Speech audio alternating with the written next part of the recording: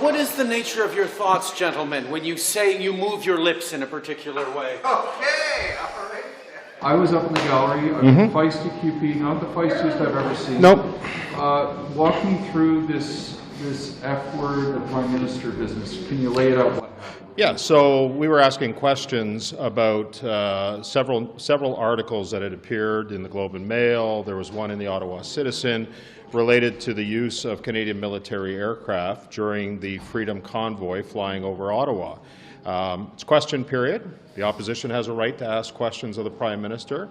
We asked the question of it. He responded, of course, as he's always doing now, that the opposition is engaging in misinformation and disinformation. We were just asking a question on what was in a newspaper article. After my colleague Carrie Lynn Finley sat down, the Prime Minister used an unparliamentary term. He dropped an F-bomb.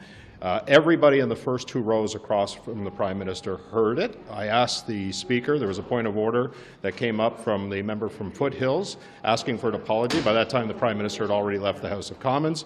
I then provided some clarity to the Speaker as to what was said and asked the Speaker if he would look into Hansard to see if it was recorded, because if it was unparliamentary language.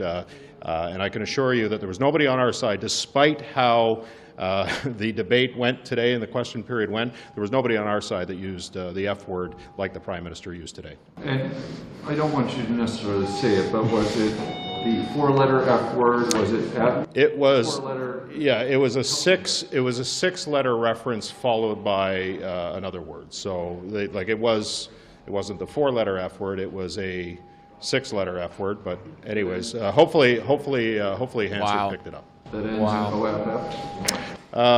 Not in that context, no. So that's what happened today. All right, so obviously he left when Mr. Barlow was rising to point of order. We've got a vote that's coming in. Is there any recompense for this? It's up to the Speaker. We've asked the Speaker to look into Hansard to see whether in fact it was recorded. I can assure you there were probably 10 to 12 members on our side that heard it. It was loud at the time, Chris, to be frank. You were sitting upstairs. You know how things carry in there. Generally, you can pick up on things.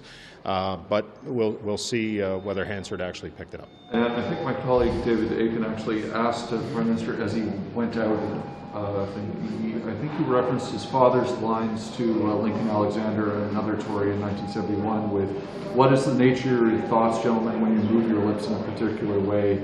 Reference to, I think, his father's fuddle duddle. So I'm not sure where he was going with that, but that's, I believe, what the PM said on the way out. Well, I can tell you what I heard and what my colleagues heard, and it wasn't fuddle duddle.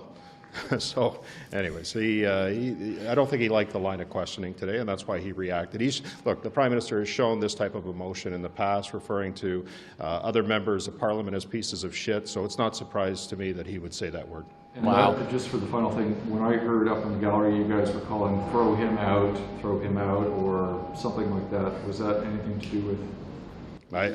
I'm sitting in the front row. I didn't hear that. Maybe you did, but I can't say anything towards that. Look, it was a rather robust question period. There are some very important issues that are facing the nation, and as the official opposition, we have the right to ask the questions as we did. The government has an obligation to answer that, not responding in expletives. So that's it. Thank you. I got to go vote. Thank you.